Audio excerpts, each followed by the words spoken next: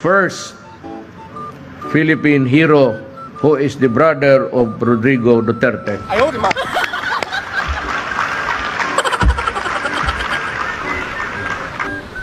Itong pagsulti na ako, nga kung ako mudaog, himuon akong hero sila Lapu-Lapu. Oh my God! Kita ko nga nung mas taas hanggang Magellan. Unya, tanaw na ko sa unahan, dito po ko, ang iyang statue ni sa akong igsuon, mubo. Munang niingon siya sa Lapu-Lapu, tausog. Wala ko yung pakialam kung tausog ba na o Bisaya. Basta pagkaibaw na ako, igsuon ako siya nga isog. Muna importante diha. So yun ako, himuon ako siyang, I will raise him to the standing of a hero.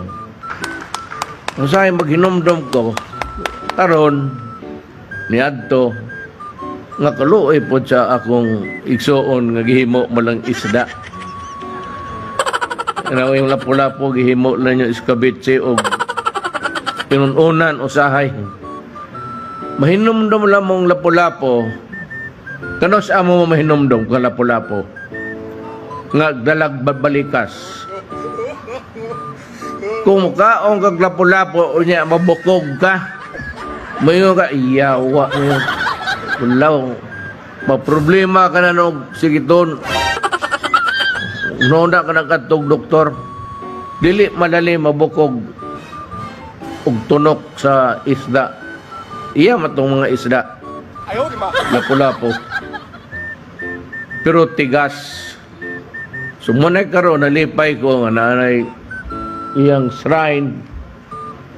Ana man akong lawas po diadto. Manumot. Oh, tinod. Ay, tiguang naman ko. I'm 77. So, pila na ko katuig sa kalibutan. Kung na ako na itong 20, 21, 22. Tigas po. Dadapo kong sundang niya ito. Kay, mo lagi sulti nila.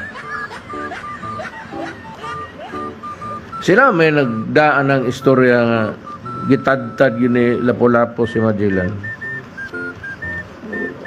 Ako, wala ko'y kasuko pag ka Magellan, dugay naman niya. Ako kung igsuon ng dunggab niya. Bagay, Mayra, Miris eh.